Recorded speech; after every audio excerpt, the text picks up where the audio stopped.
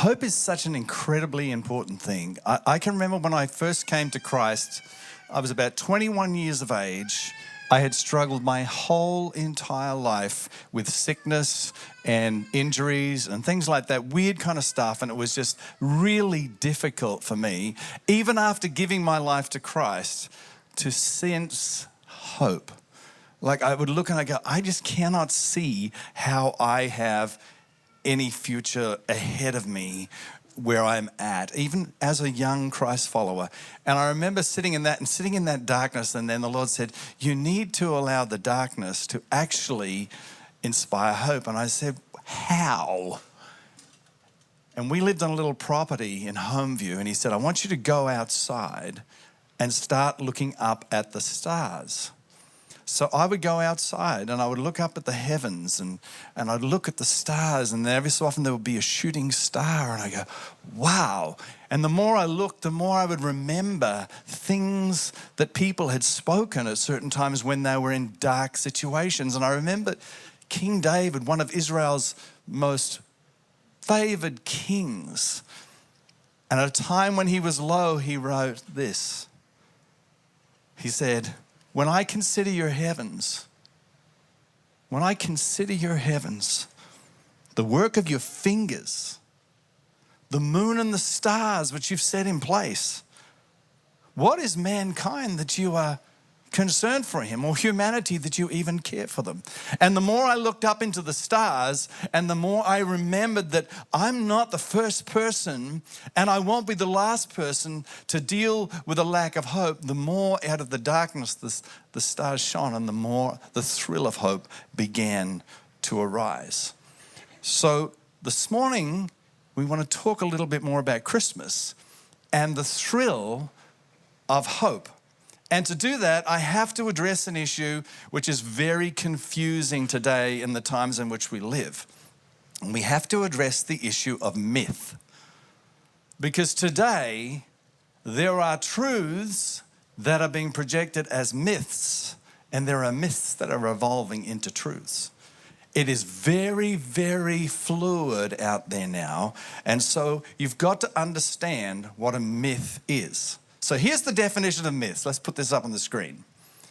Myth is sometimes used to describe a widely held belief or idea that is commonly accepted as true, but it may not be true. Let's leave that there. The evangelical church in the USA is literally blowing up because the atheists, and I love my atheist friends that watch us every so often, they comment, the atheists have started putting up billboards around the place that say, Jesus, God, Christmas is a myth. It's a myth. And the church is literally blowing up. They're having like an aneurysm over this thing. And I started to listen to some of the podcasts of the guy, and they're interviewing him. And he said, what is your purpose for putting up a billboard that's saying it's a myth? And he goes, because this is the why. I believe that in churches everywhere, there are closet atheists that need to come out of the closet. They need to step up and announce to their families and to their churches that they are indeed atheists. And he said, well, it sounds to me like you're following the LGBTQ. He said, that's exactly what we're doing. We're calling them out on this myth. And he said, okay, well, so how many have you got in your group? He goes, he kind of hedged the question and just kept going on. He said, how many have you got in your group? Somewhere between 2,000 and 3,000. He said, so you have between 2,000 and 3,000 that myth, maybe a myth. You got 2,000 or 3,000 used to describe widely held belief by some, maybe 2,000 or 3,000, but it might not actually be true. Yes, between 2,000 or 3,000. Okay, do you know how many people are in the USA? 330 million. Is it possible that maybe the myth, the statement of the billboard is actually the myth? Because you're saying that Jesus and God and Christmas is a myth, but you've only got 2,500 people that believe it. Is it possible that that's actually the myth? This is what I mean by things are getting really messy. Now, the reality is we all fall for myth. We all fall for it. I'm going to give you a whole bunch of things so you can just see how fluid this is. Ever had one of those situations where someone's come to you and says, I got this deal. Mate, you could invest this in here and you could make a lot of money real fast. Make a lot of money. And then they start telling you, look, imagine what you could do with your kids. Imagine the holidays you could go on. And if they find out you're a Christian, they go, imagine how you could serve the church, but you could make so much money. And you know, inside you, you know this is not right, but you invest anyway. And you fall for the myth, the get-rich-quick myth. And then you lose it all and discovered it's actually a reality. You know, I have a myth that I struggle with, speed signs. See these things? I believe, and I have for quite some time, these aren't actually law. They're more like guidelines. Just stay roughly close around it, a guideline's just kind of okay. And judging by the response in the room, there's others that hold this position too. But then what happens is every so often I get a little photo in the mail of my car with a little number beside it that I have to pay. And it quickly adjusts me to realize, you know what? To believe that these are just guidelines is a myth because they're real. I don't believe today, I don't understand. How can the leaders of the world collectively decide the world would be a better place if we could just get rid of the consciousness of God? If we could remove a belief in God, everything's going to be so much better. Removing a consciousness of God only does two things. Number one, it removes all hope from people and future generations, and then they become angry, and then they become lost, and then they become jaded, and then they get violent. And then secondly, the only thing it does, it completely destroys all respect for any authority. Once you take away the consciousness of God, there's no respect for anyone, whether it's government, whether it's teacher, whether it's churches, whether it's pastors, it's gone. But they've all bought into the myth. You know what that myth is? This one. The world would be a much better place without God in it. That the world would be a much better place without God in it. It's a myth people are buying into. I wonder what myths you've bought into. One of the ones. Maybe you're thinking today, you know what? Marriage can't last a lifetime. Can't last anymore. That's become a myth. Why? You look at the rate of divorce that's going on. But here's the deal. Marriage is supposed to be a sacred thing of the church. God instituted it in the beginning with Adam and Eve. He started it. So if you're going to have a marriage and leave God out of it, no, it's never going to reach your full potential. But if you put him in it again, that dispels the myth. Some of you younger ones, you guys are getting bombarded terribly. You think there's no future because of climate change. We don't have a future. You know, all these people, you're bombarded by all these horror pictures from different angles trying to tell you the world is going to end. It's driven by the extinctionist rebellion, and they're very, very smart. But I can say to you right now, I can assure you, this world will not end until God decides it ends. And he will not allow it to end. We can mess it up all we like, and he will make sure it keeps going until it reaches the designated end when he does away with evil completely and renews all things.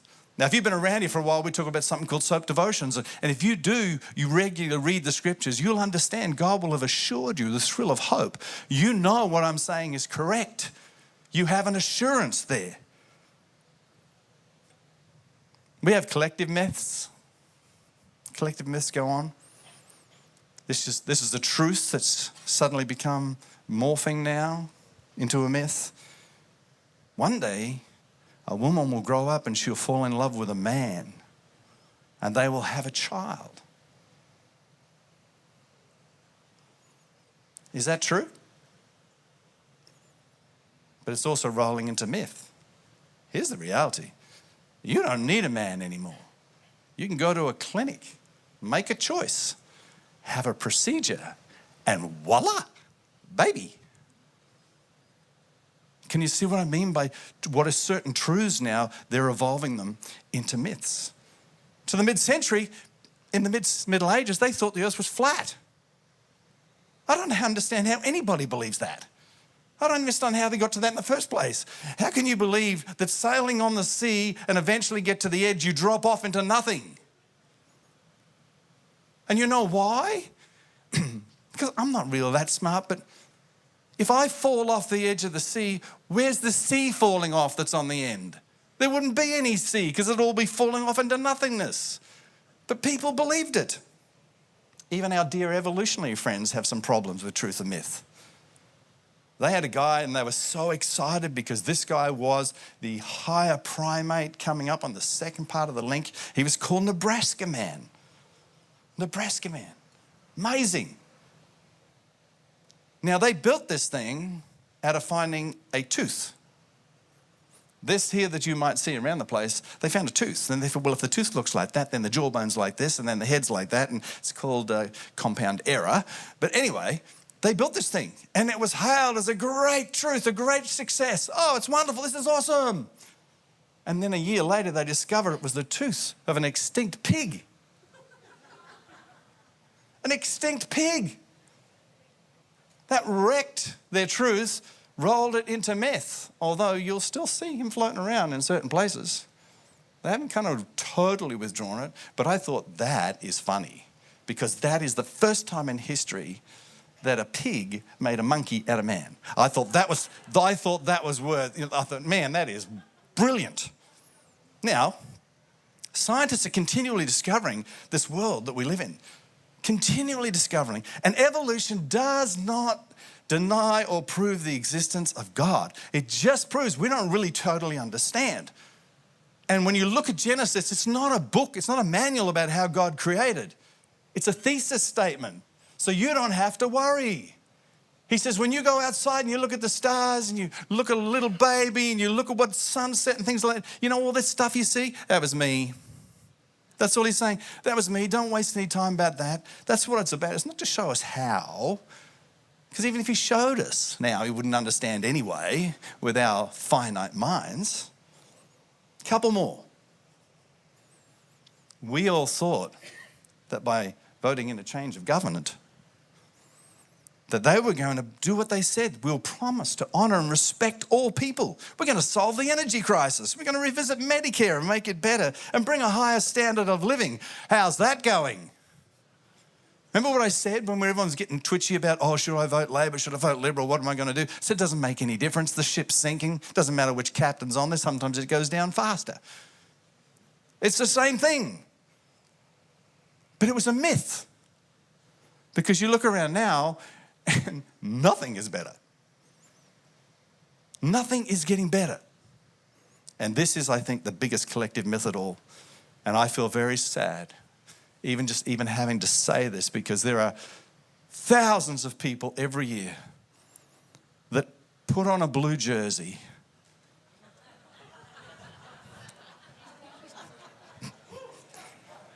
because they believe the myth that they could win the state of origin.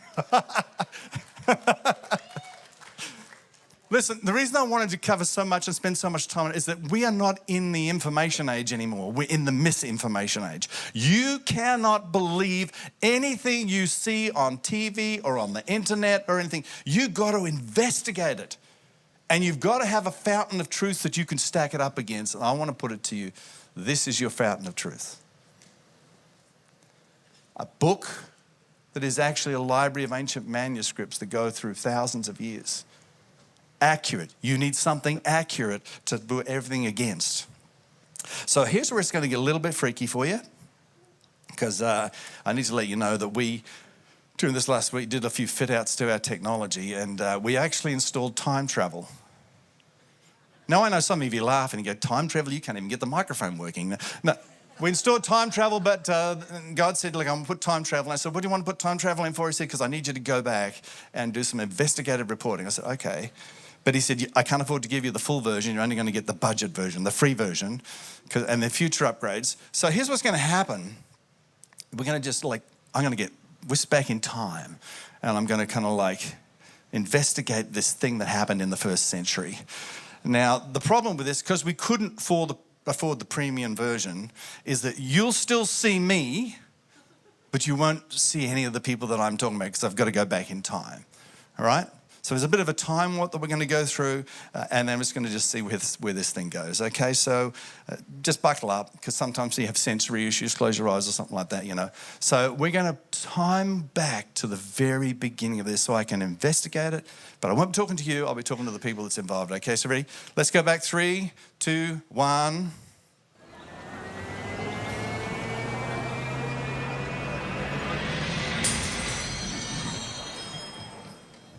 Okay, what have we got here? Mother, father, child. No story here, buddy. It's just business as usual. Business as usual, no story here. What's that? Dig a little deeper. Okay, a little deeper. Okay, a little deeper. Okay.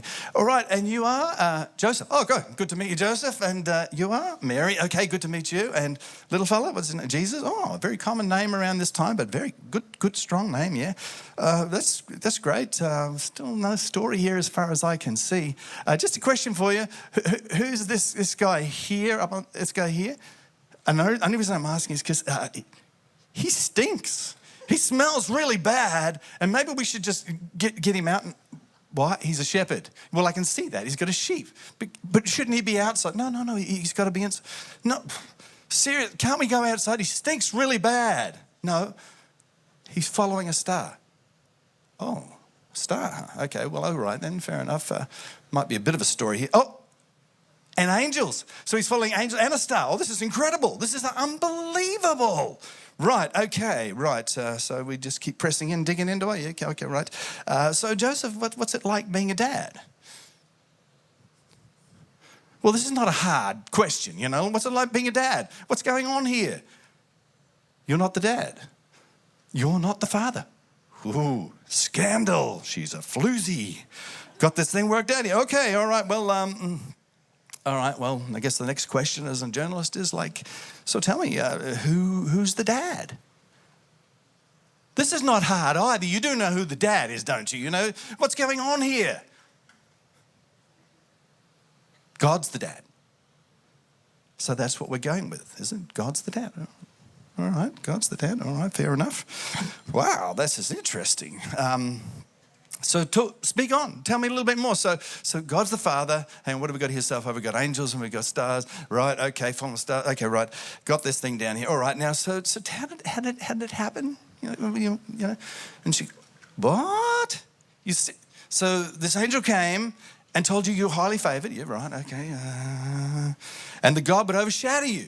Right, okay, all right, overshadow you, okay. And that you would be, you'd be a child even though you're a virgin? Now, I know you guys struggle with that, but I'm from the future. No big deal, man. We can do that now. That's no problem. But I get it. And I imagine everybody else is kind of like wigging out about that, you know, like, you know, they're probably thinking, call the police. I've seen this before. It's a Messiah complex, you know. But anyway, okay, so, all right, so God's the Father, all right. I think I'm done now, so I'm going to ring back in. I think I can come back now. I got all I need. I think I can put the story together. I think I know what I'm going to do with it. What? Oh, you want to go forward a few years? Forward a few years? All right, buckle up. Okay, 3, 2, 1, bang.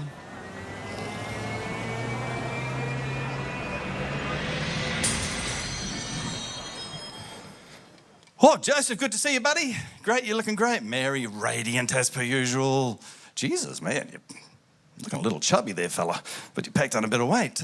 Okay, but I love what you've done with the place you've got here. Okay, tell me about this picture you got on your wall over here. What's this picture you got up here?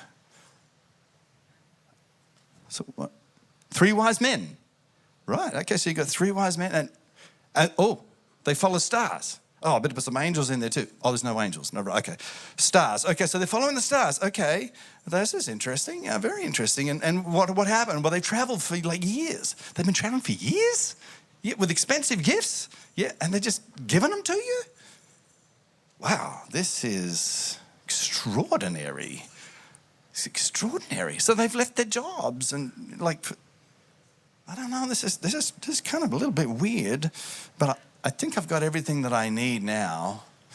I think I got everything that I need now to put it together. Okay, so these guys come all the way, following a star.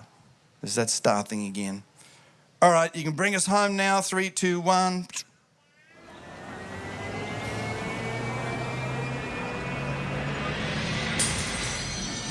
Wow, man, that was amazing. That was amazing. Man, I learned so much stuff there. Mate, the angels. Angels were quite common back then, so it's okay. This is great, And this following stars is quite normal in the culture of the day, and it would be used to predict certain ones. They would look for certain people that were being born. Julius Caesar, they thought they saw his stars. Okay, and there's this immaculate, conception, this virgin birth, which, let's face it, our scientists can do that today. That's no big deal, It's a big deal for them, but and there's 3 wise men. There's 3 wise men that's come from a long ways. So I've got a lot to unpack here. And my wife loves Far Side. I don't know whether you like Far Side. Sometimes I don't get them. But she's got frankincense. This guy's bought Frankenstein. So that's purely for my wife. Although I did talk to a few ladies, older ladies, and they said, you know what? I still struggle with this thing being a myth. And I go, why? I go, angels I get. I can get angels. I can even get following a star. I understand all this. The virgin birth is no problem. Immaculate conception. But seriously, 3 wise men in one place?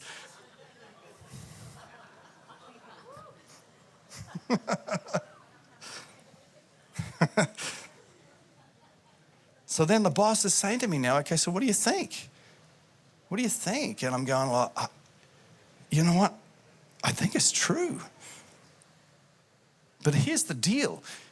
If God did come and dwell with people, this journey is not going to end well for this couple, because I already know of another king that's trying to kill this child. But I've landed on this position. If this is a myth, it's the most masterful, elaborate piece of collective deception that's ever been pulled off. Because I'm a good journalist, and so I've looked at all the facts. I've followed the facts. I've looked at the documents. I've read the eyewitness accounts, and there is hundreds of them. It's massive amounts of information. This book itself, a library of ancient manuscripts, there are things in here, you go right back into Israel's time, and the prophets are talking about this star, and they're talking about following this thing, and then you've got others in there that's talking about his birth, and then you've got others that are talking about the life that he lived, and then you've got others that are talking about as he grew to be a man, and then through his death, burial, and resurrection, and others that are talking about what's going to happen when he returns. It's amazing. There's just so much information, and it's so credible because of the fact that it's not all cookie cutter. Each of the writers is seeing things from their own perspective, from their own viewpoint. Now, if you happen to be a policeman, you'll understand this. If you go to a scene of an accident or something that's happened, you have to gather information. You look for eyewitnesses, and you piece all the witnesses together because they all see from a different position. And then as you put all the positions together, you gather what is known as an accurate body of evidence. If police go to the scene of a crime and the 3 people have exactly the same answer, they know it's prefabricated. It's a lie. Because it doesn't work like that with human beings. We all have our cognitive bias of growing up. And so therefore we see things differently, but you piece them together and you get an accurate thing. I heard about a teacher once, a primary school teacher, and she gave the kids a test. Gave them a test, 20 questions. And in her class was a really, really bright little boy and a not so bright little boy. So anyway, she does the test. She's home, she's marking the papers. She goes down there, and little bright boy, 19 questions right out of 20. That's got to be right. Bright little boy. Then she gets down to the not so bright little boy, and wait a minute, 19 questions right out of 20. Something's not right here. So she, just like we're doing this story, she had to investigate. And sure enough, the answer was in the 20th question. Time was running out, and the teacher was saying, put down your pens, it's finished. And the bright boy, he wrote on his paper, I don't know the answer to this question. The one that's not very bright said, I don't know either. You got to investigate because the answer is within it. But there's so much material around. There are large amounts of documents, historical manuscripts. I think at the last count of several years ago, it was about 5,500 or 5,700 of the New Covenant, New Testament we're in. It's up to about 7,000 now. There are writings of non-religious Jews, Josephus and a Roman called Tacitus. The whole world's calendar system hinges on the birth of Christ, 2023, from that point in time. But there's another area to consider, which nobody considers when it comes to the accuracy and the authenticity in this. And this is this question here. Who in their right state of mind would make this stuff up? Who in their right state of mind would make this stuff up? Mary, this is not helping her reputation. You didn't get rewarded for getting pregnant outside of marriage in these days. They took you outside and stoned you to death. It was so offensive in their culture. So this is not helping her case. And Joseph, it's not helping his case either. Because he's now marrying a girl that's of ill repute. So he's having to fight through this whole thing because they're going, why would you do that and bring disgrace to our family by marrying this woman? So he's not profiting out of this thing. As far as the Jewish leaders go, mate, they are angry. They are upset. They don't want a Messiah that's coming as a humble child and a suffering servant. They want a conquering king. So they've now got a target on their backs.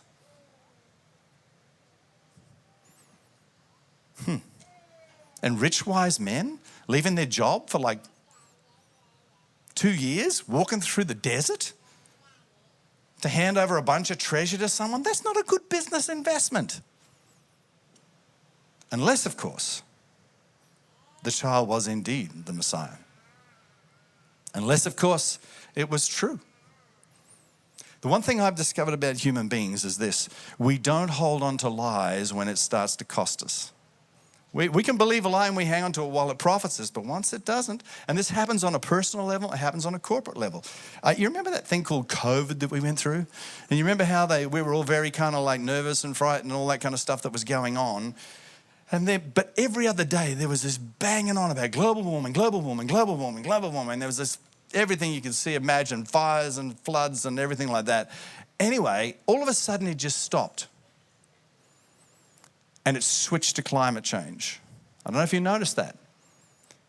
The reason for that is that the other scientists started to debunk it and started to bring questions to it. I'm not sure this is actually happening because it seems like the earth is heating and cooling all the time. So the extinctionists did a brilliant pivot away from global warming, which was starting to cost them, to climate change. What a brilliant pivot. How often does climate change?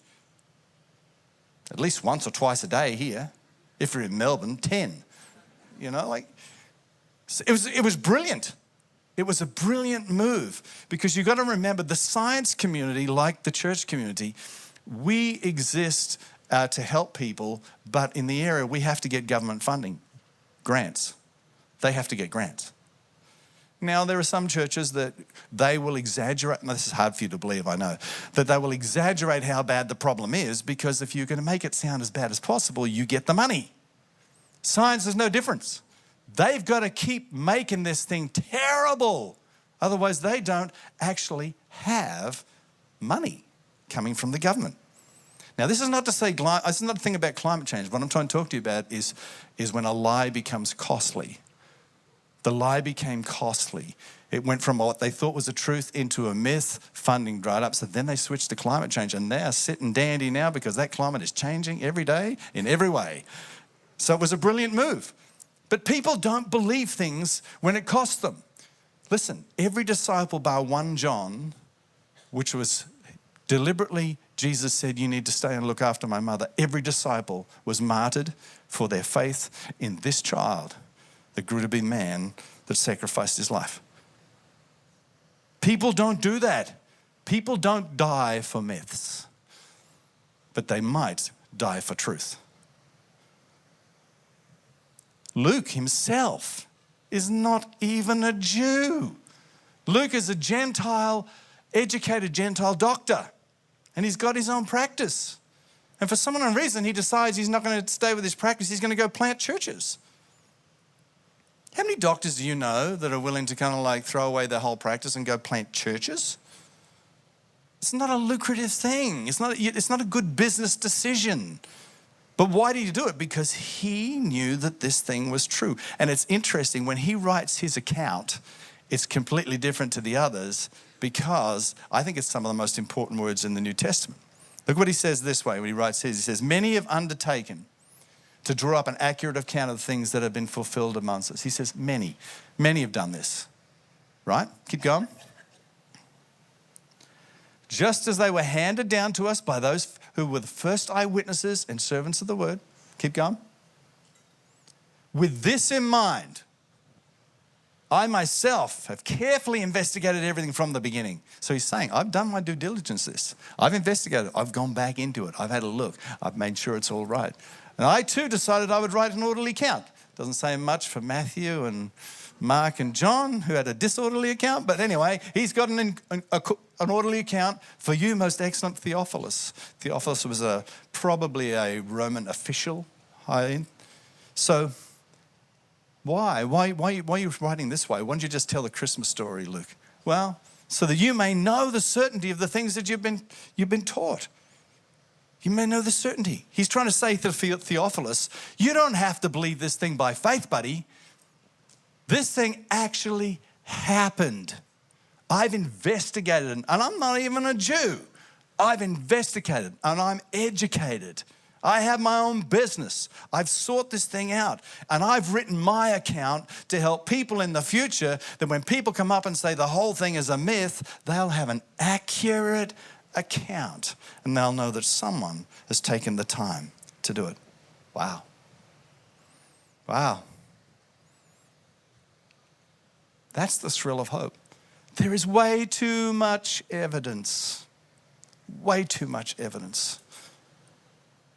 from historical records, people willing to die for something, people willing to risk their reputations. Like, people don't do this kind of stuff unless it's true. So you got a choice to make. You got a choice to make, and I'm going to invite the team to come back. What will you do? You could choose to still believe, like my atheist friends do. You could hang on to that. Jesus is a myth, and God's a myth, and Christmas is a myth. But just because you choose to hang on to that myth, that doesn't mean it's true. And there's a cost to believing something that's not true. There's a cost to it. Just like I have to adjust my thinking and remember, speed signs are law. They're not guidelines. There's a cost associated with it. And people won't hang on to lies when it costs them. So you've got to choose to believe. You've got to choose to believe. Will you believe the evidence that's there? And obviously the Immaculate Conception, doctors can do that today. Procedures can do that today. So no big deal for God. That's a non-issue for us today. It was different for them then. That was way out of the box. But science has actually opened up and proved some things to us. So it's very interesting. Like, imagine what would happen if we actually, what would happen if governments again gave God access? That a consciousness of God could actually be promoted again throughout society. Wow. Man, you know, it would transform everything. A lot of the social ills would suddenly disappear. People would feel settled, understanding that their sins are forgiven. God loves them. He cares for them. They don't have to prove anything to anybody. It would be amazing. Imagine if everybody lived and loved the way that Jesus lived and loved, sacrificially. Wow. Families and marriages would stay together for a lifetime. Young people would be filled with hope, not fears out of climate change. They love each other. Love, joy, peace, patience, kindness, gentleness, which is all the qualities of Christmas would happen. That is the thrill of hope. So Christmas is a really big deal. It's a really big deal, and you get opportunity this season. That's why when it comes around, it's a reminder to say, hey, this actually happened. Do your own investigation. It actually happened. This baby came to eventually grow to be a man, to be a sacrifice, to take away the sins of the world, and to provide access for us back into relationship with the Holy God. And the greatest gift you could give to your families this year, if you've never given your life to Christ, would be to start the journey. Because when you encounter the Christ child, everything changes. Once you fully settle and surrender and allow Him to have complete control as Lord, King, and Savior of your life, everything changes. And everybody around you gets a very, very better version of you because they get more of God and less of you. And to my friends, my atheist friends out there, I love you guys. And I would say this to you, keep this in mind this Christmas. When Jesus launched this new movement and people started to reject the old movement, the religious movement, started to come out and they started to embrace Christ and a relationship with Him by faith, not about rules. They were not liked by the old religious guard. And do you know what the old religious Jewish guard called those people that followed Christ? Atheists. So you might actually be closer to God than you realize. Because that's where it started for us. When we started, we were considered to be rebels against the tradition and the religion. They called us atheists. Isn't that fascinating? How things change. Let's pray together. Father, I just thank you for the way that you just continue to love us and this thrill of hope. Lord, this Christmas thing, it's real. There's too much evidence. There's too much evidence everywhere. Too much evidence in written, physical documents, ancient manuscripts. Too much evidence of people that are willing to risk their reputations and their lives. And the kicker for me is the ones that you entrusted to bring this to the world, they all gave up their lives and were murdered to make sure that this truth always was known. So, Father, I pray that you would help us to never stop talking about Christmas. No matter how hard the nations of the world might try and stop us, we will never stop talking about Christmas because that is where hope comes. That's where life comes. That's where security comes. And that's where everyone ends up with a better quality of life now and a security for eternity. So I thank you for this. In Jesus' name, amen.